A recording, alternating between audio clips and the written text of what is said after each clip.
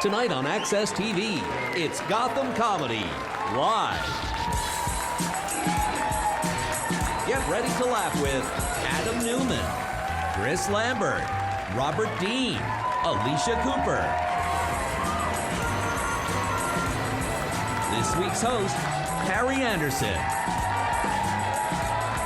Gotham Comedy Live, all happening right now. Ladies and gentlemen, Harry Anderson.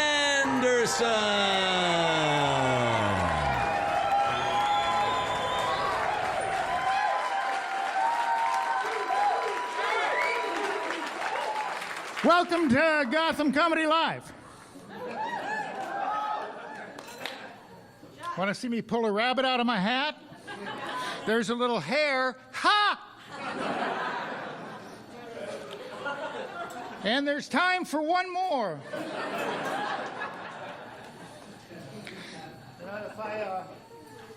If I seem a little excited, a little nervous tonight, there's a reason for that. Last time I had a job like this was 30 years ago when I hosted Saturday Night Live, which is a show very much like this, except, of course, it's on a network people have actually heard of. Now, when I was asked to host, I had already been a guest on the show 7 or 8 times, so I was nervous then because I figured I'd used all my A material and most of my B material in my guest spots, and I really wanted to do a good job as host, especially in that all-important opening monologue. You know, when Don Pardo, bless his heart, he said, Harry Anderson, that's a big fucking deal. To a guy who saw his first SNL after passing his hat all day in Jackson Square. So I really wanted to do something special, and I think I came up with something pretty cool. It went like this, Harry Anderson, and then I came out, and I had on a hand-painted tie and a fedora. The only things I own that still fit. And I said how glad I was to be hosting the show and be in New York and all. And then I introduced my new best friend, who was a cute little guinea pig named Skippy. And then Skippy, he whispered to me. He said that he was very glad to be on the show and that he was all ready to do his tricks. But see, he didn't really whisper. I just made that shit up. So the fix was in right from the start. So I put Skippy down on a stool, and I'm going to try to get him to sit up, but he doesn't. He just, roll over. That's all guinea pigs do. They just sit at their own birthday party.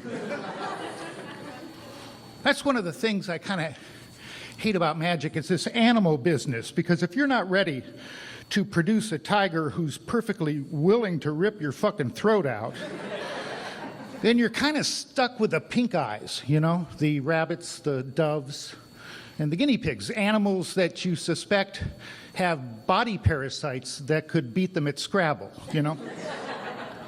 Doesn't seem right.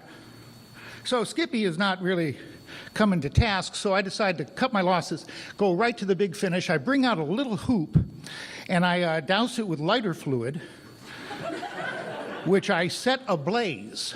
Now, I learned a lot about lighter fluid that night, because when you set it ablaze, it gets really fucking hot. So I'm trying to get Skippy to jump through the hoop, and he's, he won't, and I'm blistering, so I throw down the hoop, and now I'm kind of tiffed. And I pick up Skippy, and I say, what's the problem? And he whispers to me that he can't work with a Caucasian drummer.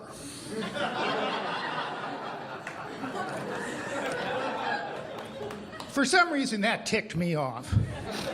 And I start yelling at Skippy, and he starts yelling at me, and it's getting kind of nasty. And then I get fed up with the whole deal, and I take Skippy, and I cram him into my mouth, and I eat him. No kidding, live, coast to coast. I cram that little fucking mouth, and I'm chomping on him, and he's squealing and trying to get out, and I just push him back in, and I'm chewing, and then I get to deliver the best line ever. I get to say, "Live from New York, a Saturday night."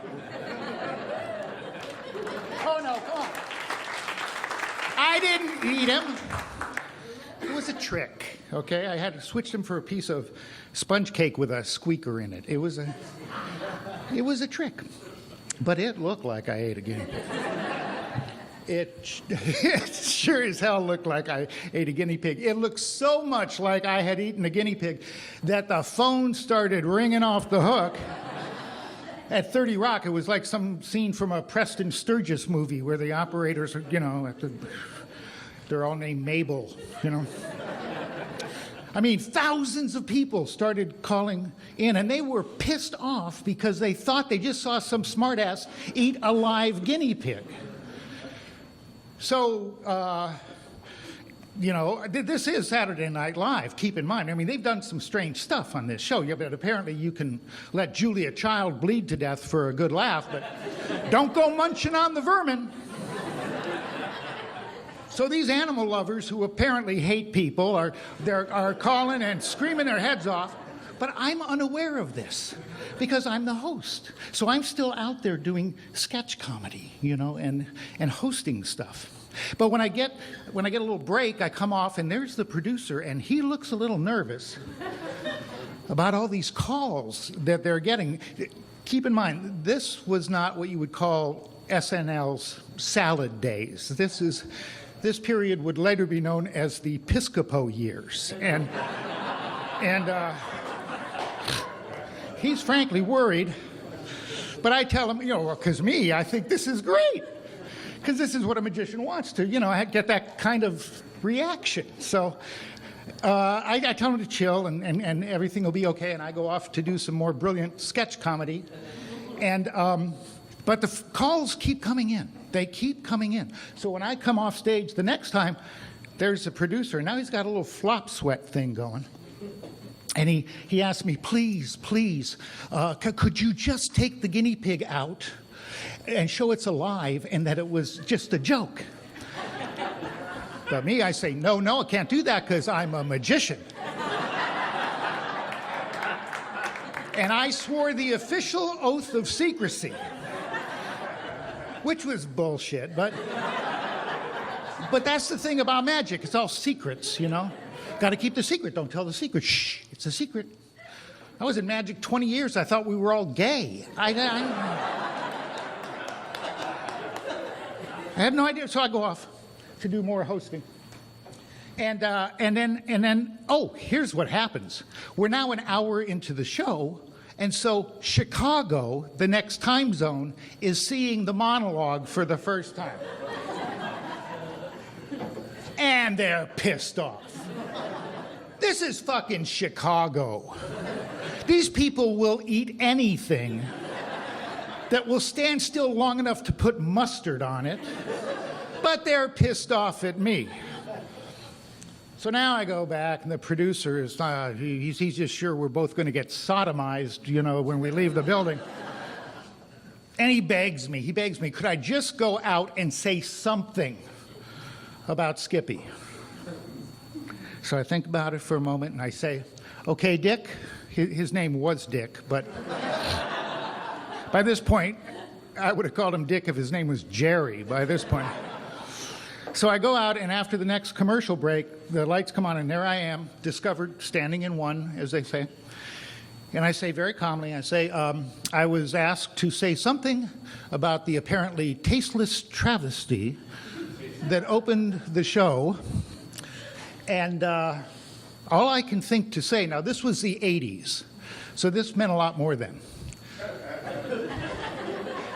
All I can think to say is, when it comes to nutrition, ounce for ounce, nothing beats Skippy.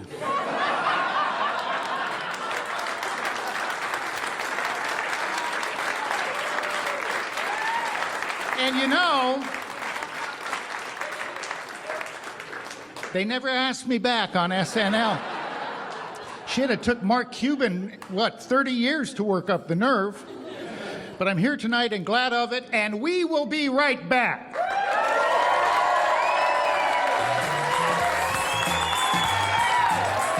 Stay tuned for more laughs on Access TV, live from the Gotham Comedy Club in New York City. Adam Newman is taking the stage when we return.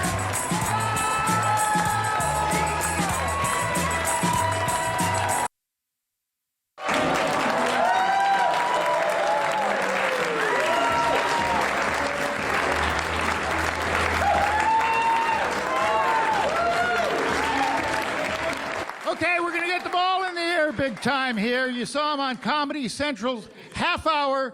Welcome, Adam Newman.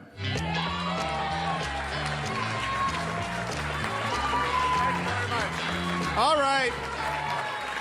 Okay, thank you very much.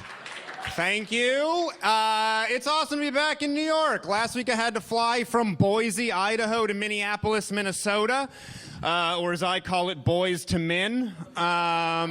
All right, it's going to be a lot of stuff like that for the next few minutes. I hope you like those kinds of jokes.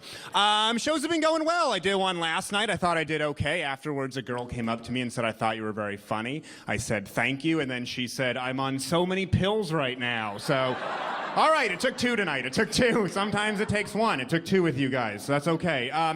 You know what I've been traveling around to comedy clubs. It's my favorite thing to do. What I like to do before I go to a new club is I like to read the Yelp reviews and see what maniacs are going to comedy clubs not having a good time. I love that. I'm fascinated by that. I went to a comedy club in Raleigh, North Carolina this year. Yeah, sure, I've heard of it too. And this is, it's good. This is the best Yelp review I've ever read for a comedy club, all right? It was, I slipped in the wet lobby and hit my head on a fern, and everybody laughed at me. All right, that's good. Ferns are soft, by the way. Then I ordered the fish dinner, and it gave me diarrhea. All right. Then the comedian made fun of me. I didn't like it. 1 star. That Yelp review's funnier than any comedy show I've ever been to. It really is. I love comedy. I hope you guys have a good time tonight. I would rather follow that guy around than see my favorite comedian. I really would. I don't know who your favorite comedian is. Sarah Silverman, Bill Burr, George Carlin could come back from the dead. I would rather follow that guy around while he slipped, hit his head on things, shit himself, and people made fun of him. That's a 5-star evening if you ask me. Let's see, I've been thinking about this a lot. I think sticking your finger up someone's butt has got to be more effective than the Heimlich maneuver. Would you guys agree with that? I can back it up. Has anyone ever given or received the Heimlich when you're choking? Has anybody ever have to give it or receive it? Did you? Did you have to give it or receive it? I have to give it. Give it. That's great. That's called a top. Now, we call that a top in the choking community. Who did he have to give it to? I don't give a shit what you do for a living. Who did you give the Heimlich to? And by the way, you don't give the Heimlich to drowning victims. It doesn't matter if you're a lifeguard. You're a terrible lifeguard if you're like, oh shit, he's drowning. That's not what you do. Who did you give the Heimlich to? This girl on the beach. All right, sexy. That sounds good. And what was she choking on? And don't say your dick. I've heard that one before. It was a hot dog? All right, so it was close. That's good. A wiener, just not yours. Okay, thank you. Next time you see a girl choking on the beach, this is horrible advice. This is why I think the finger works better than the Heimlich, okay? When you're choking, you're gasping for air, you're trying to survive, you get something in your throat, add to that a stranger behind you thrusting at your belly. It's a very confusing time, right? Somebody runs up behind you and sticks their finger up your butt, your brain immediately changes to, we gotta get this thing out of my throat because we got bigger shit to deal with right now. That's all I'm saying. That's all I'm saying. All right, good. I'm worried that some of you like that too much. Okay. You seem very enthusiastic about it. If you like that a lot and think, I just want you to know that if you're gonna try the finger instead of the Heimlich, you better hope it works, okay? You really better do. Okay, how about this? Any guys in here ever send a dick pic? Anybody ever done that before? All right, how about this? Any girls in here ever receive a dick pic? You're raising your hand, all right. Well, more girls than guys. That's interesting, isn't it? Isn't that interesting? It's always more girls receiving them than guys sending them. You know what that means? It means guys are sending them and not admitting to it. Or it means there's one guy sending a lot of dick pics. That's what that means. Here's what I'll say about it. If you've ever sent a dick pic, stop it, okay? Stop doing it. If you've never sent one, don't start now. Dick pics are done. Dick pics are so last year. This year, 2014, year of the scroto photo. That's what I say. I've been saying that the whole time. All right, we're on live TV. We can get dirty, right? Everybody into that? We can get a little dirty? All right, okay, good. Before I met my girlfriend, I always wanted to try online dating. This is the first online date I ever went on, okay? A girl messaged me. We met at a bar in her neighborhood. We got very drunk, and we went back to her apartment, and we hooked up, okay? So 1 for 1 on the online dating. I was very excited about that. We were hooking up for a very long time, which is not me bragging. We drank so much that things were working, but they were, like, never gonna finish working, right? We've all been there where things are working at, like, 60%, and they're just gonna keep working at 60%. Until somebody falls asleep, right? And as a guy, you hope it's you that falls asleep, because if it's the girl, there's the whole thing, like, am I allowed to keep doing this? I don't know. 100% consensual when we started. Now that you're sleeping, I feel like maybe I'm not allowed to be doing this anymore. That's all I'm saying. No one fell asleep. We were going at it for kind of a long time until she threw up, all right? It's a true story. She threw up on my penis, is where she did it, okay? Have you ever done that before? Has she? She threw up on it. She went to the bathroom to go clean up, threw me a hand towel, which was not enough, which is me bragging a little. And then she came back and finished the job. There you go. I started it. I know I got that started. But here's why you're clapping, because what a trooper, right? What a trooper. You know how bad you feel when you throw up? When I throw up, all I want is ginger ale in fetal position. The last thing I want to do after I throw up is put a dick back in my mouth, right? If you eat half a pizza and throw up, the last thing you want is the other half of that pizza. This girl came back and ate the whole other half of that pizza. Here's the thing, I need the guys on my side for this or it gets very uncomfortable. When you are a guy and you first hear gagging, it's a wonderful feeling, right? That's a fantasy for guys. That's what girls are doing in porn, right? Girls in porn are gagging on cocks and stuff. And you're like, oh man, one day I want a girl to gag on me. And now it's happening in real life. And you're like, yeah. Well, not in the moment. Not in the moment. You're not like, woo. But you're excited about it. And you're excited until you're covered in like 6 already drank vodka cranberry juices on your belly. Then it's not so great anymore. But at first, before you realize what happened and the lights are out, it's just like this warm gush. And you're like, oh, I like that. No one's ever done that before. That feels pretty good. Is that new? Turn the lights on, you realize what happened. You immediately change to, oh no, I hope I'm not into that. That's a hard thing to get. That's a hard fetish to have. That's a hard thing to ask a girl to do again on purpose. You can find it if that's what you're looking for, right? That's what Craigslist was invented for. You can find it, but you're going to sacrifice something. Like, you're not going to find a pretty girl who's into that. You're going to find, like, a troll girl. Troll girls are short. And they have hair that goes like this.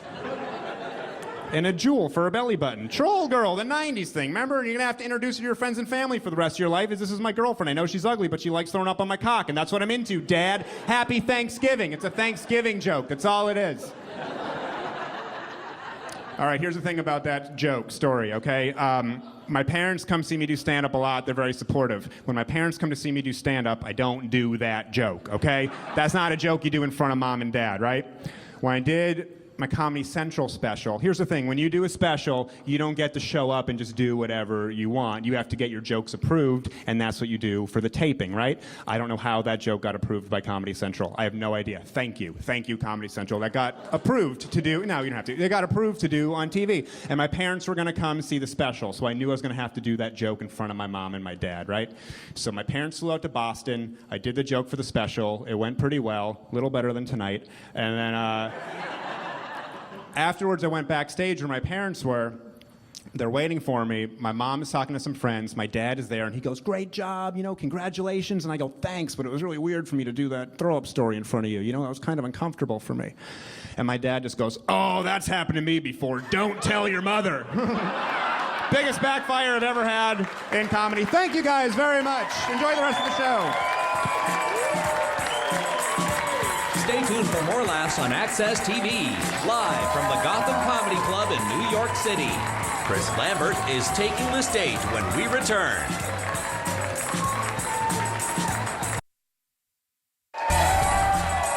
Welcome back to the Access TV presentation of Gotham Comedy Live. More laughs happening right now. Oh, that is so insincere. Quick announcement with the owner of the white Toyota XUI 273 Move Your Car. Apparently it's not blocking anything. It's just a piece of shit, and it's making the place look less swank.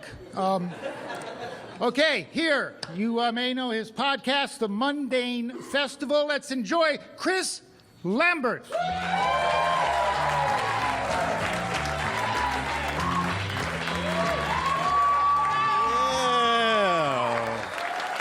Thanks so much, everybody. Thank you. All right. Okay. Thank you. I'm getting to the point where it's hard for me to watch the news. It's not only is it just depressing the way people treat each other, it's horrible. I don't trust the people that are giving me the news. Like there's an anchor that used to be on my favorite news channel that did this segment every day, and he would sound exactly like this. He would say, "This is Eyewitness News. Proud to support the Protect Our Children campaign. Have you seen Cynthia?" And when I hear that, I feel like he knows where Cynthia is.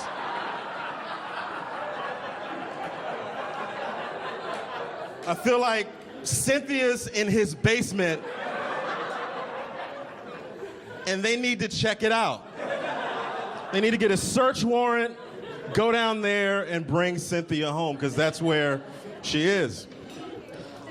I'm working on losing weight. It's been a struggle. I call it my fat boy struggle. And I don't like it. You know you need to lose weight when you start to dream in fatness. Like, I dream like a fat person. One night, I fell asleep on my couch and I was watching this detective show, and I had this lucid dream that I was a detective and there was this missing kid, and the last place they saw this kid was at a pizza place. And I go in there all detective-like. I'm this detective. I have on a suit from Men's Warehouse, and I have on a $40 tie, and I walk in there. I said, "Hey, where did you last see the boy?" The owner says, "Oh, he was hanging out here a few hours ago. He was trying our specialty pizza. You want to try some?" And I said, "Sure. For detective purposes, I will try this pizza." And I taste this pizza, and I'm just like, oh my God. This is amazing. This cheese, this crust, is this like a cornbread crust? Are you serious? You know, Keebler used to make cornbread crackers, and they were so good. You could eat them with cheese, with meat. They tasted great by themselves. They discontinued those crackers, and I wrote them, and they never wrote back to me. So now I don't eat any of their products at all. And I woke myself up out of this dream and said to myself, "You fat asshole. There's a missing child. There's a missing white child. You need to save him and be the magical Negro you're supposed to be. You gotta go back to sleep. There's more work to do." You guys know what a magical Negro is? For those of you that don't, I'll explain it to you. A magical Negro is a black character in a movie that helps a white character reach their fullest potential.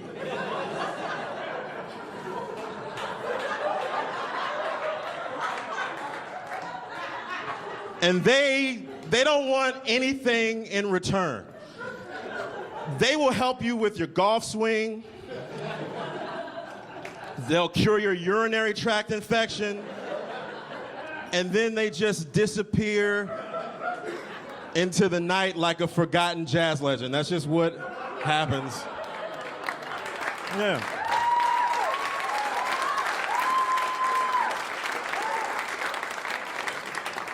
It's basically Morgan Freeman in every movie he's ever been in. That's what a magical Negro is.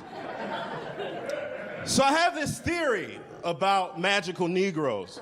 Magical Negroes cannot help other black characters in the movie because it will ruin everything. It would be like Marty McFly in Back to the Future going back in time, accidentally hooking up with his mom by accident. It would be bad. That would be tragic. And I saw this theory take place in this movie called Dolphin Tale. Fuck you guys for judging me. It was a Friday night. This girl that I liked didn't text me back. There was no ice cream, so now you get this story. Dolphin Tale is a movie about a dolphin that loses its tail in an accident, and Morgan Freeman gives it a new one. Spoiler alert, that's what happened. It's not about the ending, it's about the journey. It's not really spoiling anything. There's a scene in the movie where people start finding out about this tailless dolphin, and they come from miles around to see this tailless dolphin at this aquarium. There's one character in particular that goes to see this dolphin. It's a little black girl, and this little black girl is in a wheelchair because she's missing a leg. And she sees this dolphin, this tailless dolphin swimming around in this aquarium, and she looks at it and she says, "Mommy, that dolphin is just like me." And I'm looking at this movie with tears in my eyes. And I say to the TV, I say, "No, that dolphin is not like you, because that dolphin's gonna get help."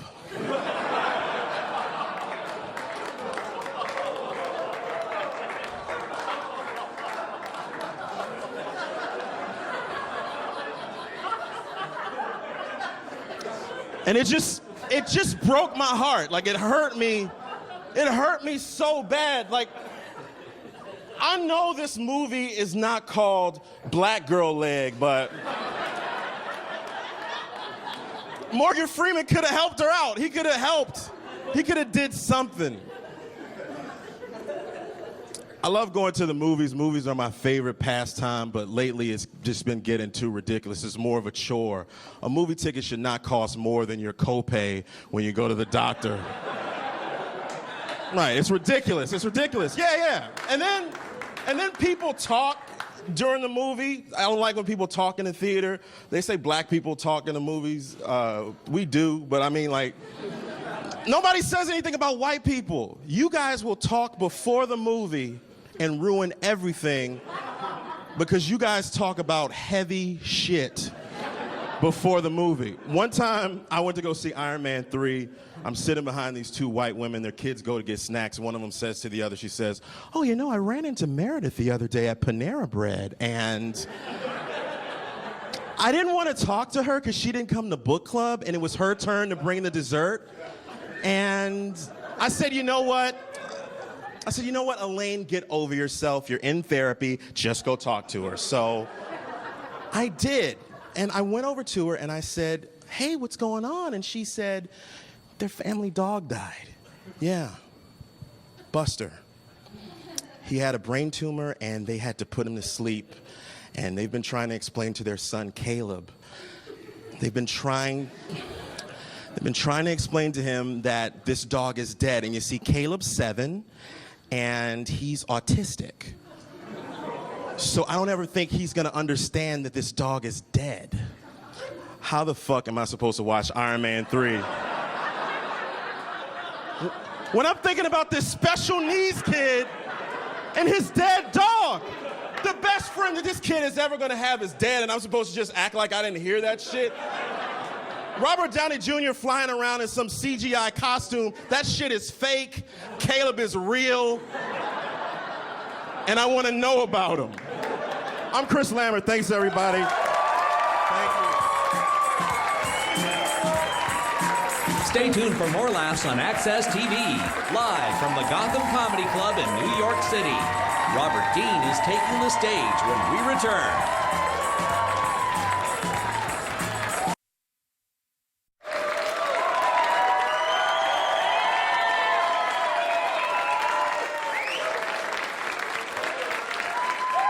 This is fun, huh? This is fun. And you think about it, you don't even have to take a shower afterwards. This is real fun. Our next guest, you probably saw most recently on News Channel 12. I'm sure there's a story behind that. Please welcome Robert Dean.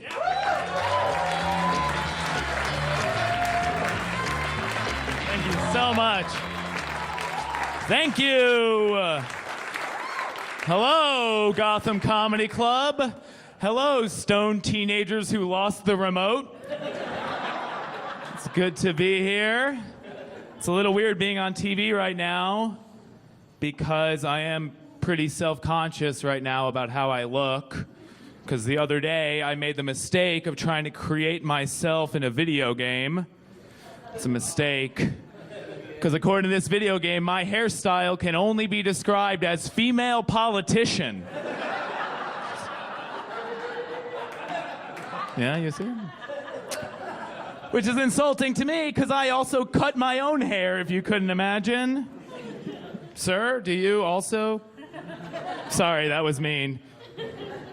I cut my own hair for one reason, and that reason is I don't like small talking with the barber. So I decided to cut that out of my life. Because to me, there is nothing worse than small talking about the weather while making eye contact with yourself in the mirror. I hate it. I hate sitting there still just being like, yes, it was very warm out today. Before we know it, winter will be back. I don't like that. Don't get me wrong, though, I do like small talking about the weather, so much so I would never get a job at the Weather Channel because I have no idea how you'd small talk with your coworkers at the Weather Channel. I imagine you get on the elevator with some guy, you're like, hey, nice day out. He'd be like, leave it in the office!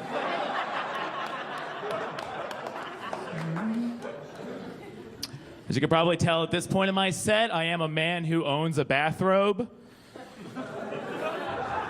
You all were thinking that, yeah. I didn't buy it. I stole the bathrobe from a hotel I was staying at, and then that hotel immediately charged me $150 for the missing bathrobe. So now a used hotel bathrobe is the most expensive item of clothing I own. And every day I have to look at it and go, is today the day? Today the day I wear it outside? And let the whole world know I'm the bathrobe guy? I'm not ready to be the bathrobe guy. I don't do enough drugs to be the bathrobe guy. I am trying, don't get me wrong. This is true. Last month I just did acid for the first time, and boy are my arms. Everyone here is on acid, apparently. I have to finish that joke. Last month, I just did acid for the first time, and boy, are my arms still snakes. See, it doesn't. I'll take it. That is my acid joke I wrote on acid. I wanted to get it out. It's important to me. Last month, I went to my very first Jewish wedding. I was the guy in a suit and a bathrobe. Have you all been to Jewish weddings? Yeah? I decided during the reception that I am going to convert to Judaism. Because I want a chair ride. Why is that fair? That only Jewish people getting married get hoisted up in a chair and bounced around. I want that. But as a non-Jewish single man, the only chance I'll ever get lifted up in a chair is if I strap myself to a chair and refuse to leave this IKEA. Security comes, carries me out. I start singing, Hava, IKEA, Hava. I don't think I'm gonna get married. I'm very happily single right now. Here's the trick. Yeah, give it up. That's right, what I just said 5 seconds ago. I'm very happily single, I'll tell you, because to me, the trick is taking yourself out on dates. Here's something I've learned recently. When you're the only person sitting at a Benihana hibachi table, the chef still puts on the entire show.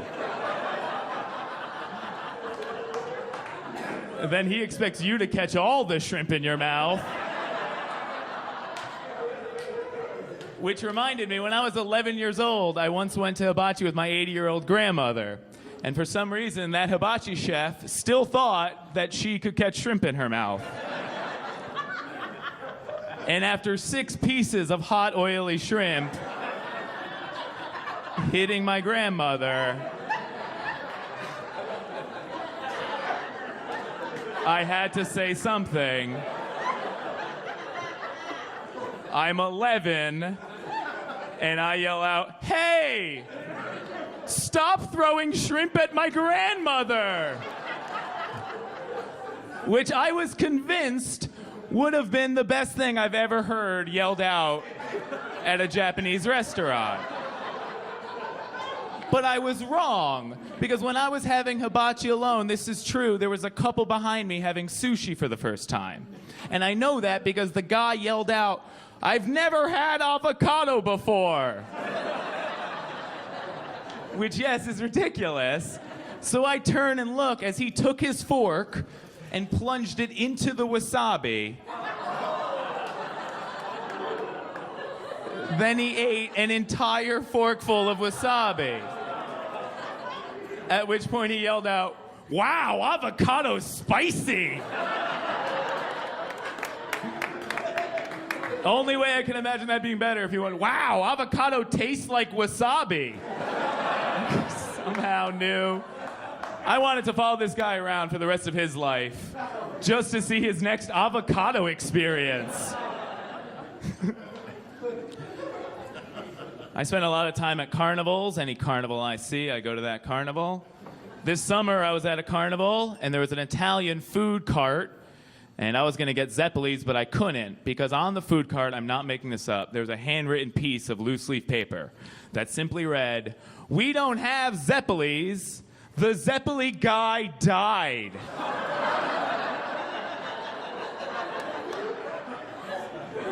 And I was looking at that sign. I was like, that sign could just say, "We don't have Zeppelis." Or like, "Help wanted, Zeppeli guy." Or like, "It's with a heavy heart we have to announce our beloved Zeppeli chef recently passed away. Our only regret is never learning his name. Rest in peace, the Zeppeli guy." But ever since I saw it, I've been so afraid of my own legacy. Like, what if I die and comedy clubs around America just put handwritten pieces of loose-leaf papers on their door that simply read, "We don't have that Zeppeli guy joke. The Zeppeli guy joke guy died." I gotta get out of here. I want to tell you about, I think I'm pretty funny on stage, but I think I'm the funniest after sex. Anyone else? Anyone else think they're hilarious at cuddling? No? I am. I know this because recently I had sex with a girl, and let's just say I apologized immediately. And then we're lying there not saying anything. She gets up and starts getting redressed. And she goes, "Where are my socks?" And without hesitation, I went, "I knocked them off you." Right?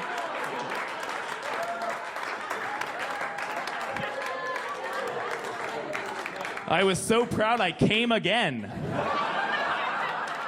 All right, my name is Sweatshirt. Thank you all so very much. Stay tuned for more laughs on Access TV, live from the Gotham Comedy Club in New York City. Alycia Cooper is taking the stage when we return.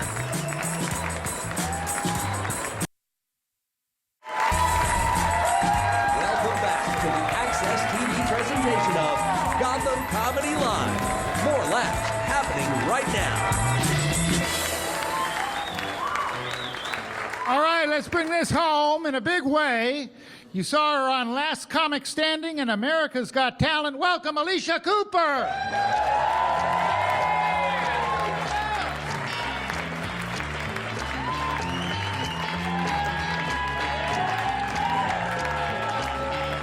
Woo! Give it up for everybody y'all saw so far, especially Harry.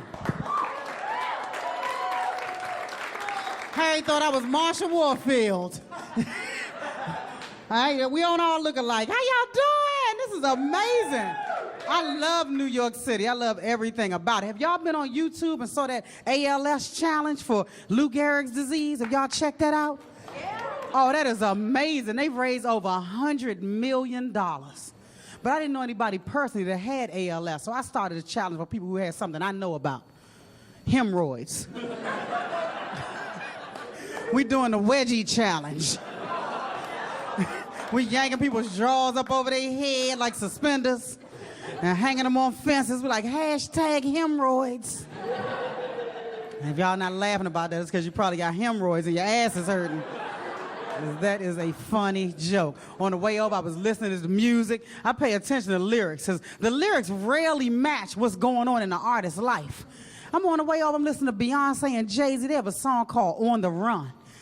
They said, I don't care if we on the run, just as long as I'm next to you.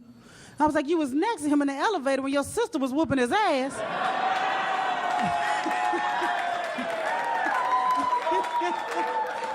And you ain't do a damn thing to help. So I turned the channel, Chris Brown. These hoes ain't loyal. First of all, hoes ain't supposed to be loyal. That's why they hoes. How you gonna put food on the table being a loyal hoe? How you gonna pay your bills with one client? That don't make no sense to me. Then I turned the channel, they said R. Kelly was supposed to be a pedophile, right? So I said, I'm gonna pay attention to the lyrics, because if that's the case, it will come out in the lyrics. Turn the channel, I hear a song by him that says, my mind's telling me no. I'm like, his mind is telling him no because she's 12. Then he was in court acting like he didn't know the girl was underage, but he had to know because when she walked in the courtroom, her shoes lit up.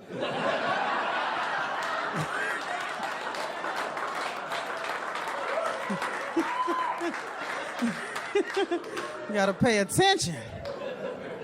It is stressful out here. We got all kinds of stuff happening, Ebola and all kinds of stuff. It is just a stressful time right now. And I gotta tell y'all, I can't wait for the president to be white again. This is too much stress. Whew, good God Almighty. I'm on Facebook arguing with Tea Partiers, cussing everybody out all day. I got high blood pressure, high cholesterol, diabetes, all in the last 6 years since the president been black. They can take this stuff back. They can call Hillary all kinds of dykes in pantsuits. I'm gonna be like, well, maybe she is a dyke in a pantsuit. I am exhausted. Hillary will not need binders full of women if she's a dyke. She will have their numbers in her cell phone. I am exhausted. Y'all know the security got real lax under a black president. People running across the lawn like it's the Hunger Games. People on the elevator with Barack, the sign language man don't know sign language in South Africa. This don't make no damn sense. How the hell does Cat Williams have better security than the president? But y'all know the best thing about being black and having a black president is people can actually believe you know him. I haven't waited online at a table in a restaurant in 6 years. They like, oh, the wait is an hour and a half, Miss Cooper. I'm like, what? Let me get Barack on the line. This is some bullshit. Like a table just opened. I'm like, I know it did. I know it did. Nobody would ever believe I knew GW. That's the point of this. Nobody would ever. It don't make no sense. People ask me if I have kids. Hell no, I don't have no damn kids. I just told y'all all the ailments I have. These kids are different nowadays. And they are spoiled as hell. They will unplug their granddaddy's oxygen tank to charge their cell phone. Like, let me get some of this juice, granddaddy. You don't need all of this. You done lived your life. I'm waiting on a text from Tina. You still alive when I'm done, granddaddy? I'll plug you back in. Stop crying. You're wasting oxygen. You're wasting oxygen. And people with bad kids always try to get you to watch them. Because they trying to get a break from these little motherfuckers. I ain't watching your badass kid. They sickly as hell. They got stuff we never had growing up. Peanut allergies. How's a peanut whooping your ass? See, I blame non-stick pans. When you see that silver part of the pan, you're supposed to throw that pan away. What do? We keep scrambling eggs right over that pot. We done fucked up the kids. We had cast iron skillets, them hard black skillets. It took 2 people to lift it up onto the stove. It doubled as a weapon. And we were never sick. And nobody cared about us as kids. We couldn't have, these kids nowadays got opinions. We couldn't have no damn opinion. They told us stay in a child's place. We couldn't even eat at the same table as adults. These kids got it made. I'm like, whoa, this is a whole new day. They are taking words out the dictionary so kids won't feel any pain. Do y'all know y'all can no longer say retard? That is my favorite fucking word.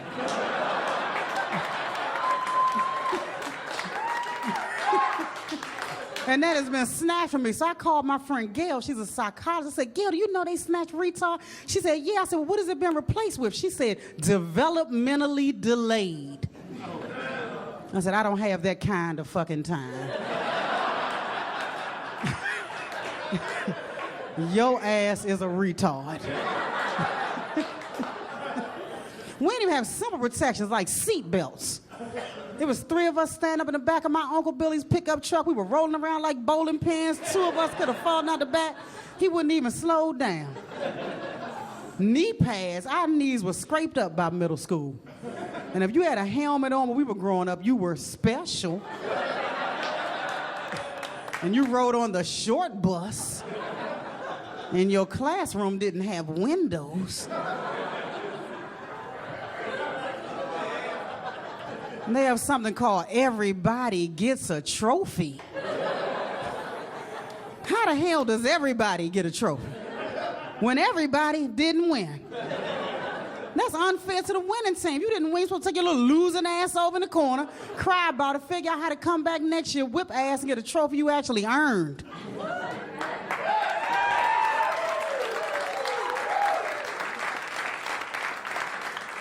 And if you do get a trophy you didn't earn, it should have a big L on it for loser. Because you didn't friggin' win. Nobody cared about us growing up. We were tougher back then because we had to do unimaginable things. We actually had to answer the telephone and didn't know who the fuck was on the other end. That would be considered child abuse nowadays. You can't spank your kid, roll your eyes at your kid too hard, and Child Protective Service is gonna be knocking at your door. Spanking, shoot, when we grew up, if you went to Catholic school, the nuns beat you, then the neighbors beat you, then your parents beat you because the nuns and the neighbors had to beat you.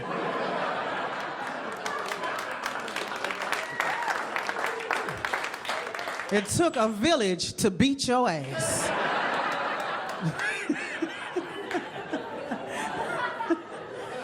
Everything is changing at breakneck speed. Every time you turn on TV, a new gay athlete is flying out the closet. I love it. We've always had gay athletes, they just didn't admit it. I think the first gay athlete was Wilt Chamberlain. He wrote a book talking about he had sex with 10,000 women. Only a gay guy would make up some shit like that.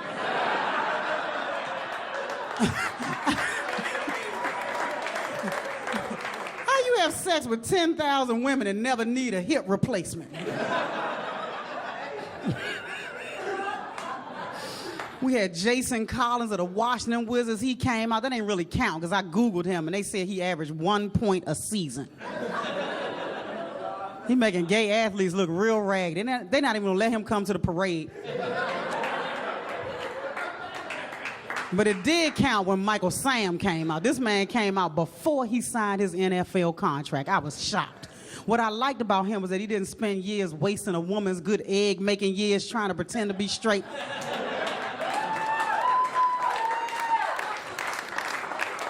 We certainly appreciate that. My only issue is with the media, because the media runs wild with stories for ratings. They love the hero label.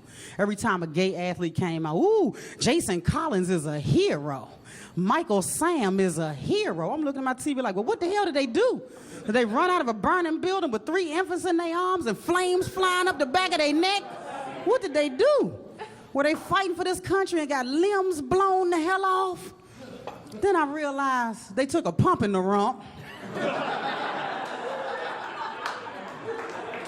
I'm like, is that the new criteria for a hero? Because if that's the case, I deserve a purple fucking heart.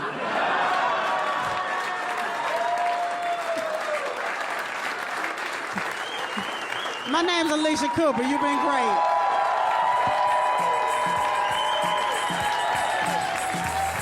Stay tuned for more laughs on Access TV, live from the Gotham Comedy Club in New York City.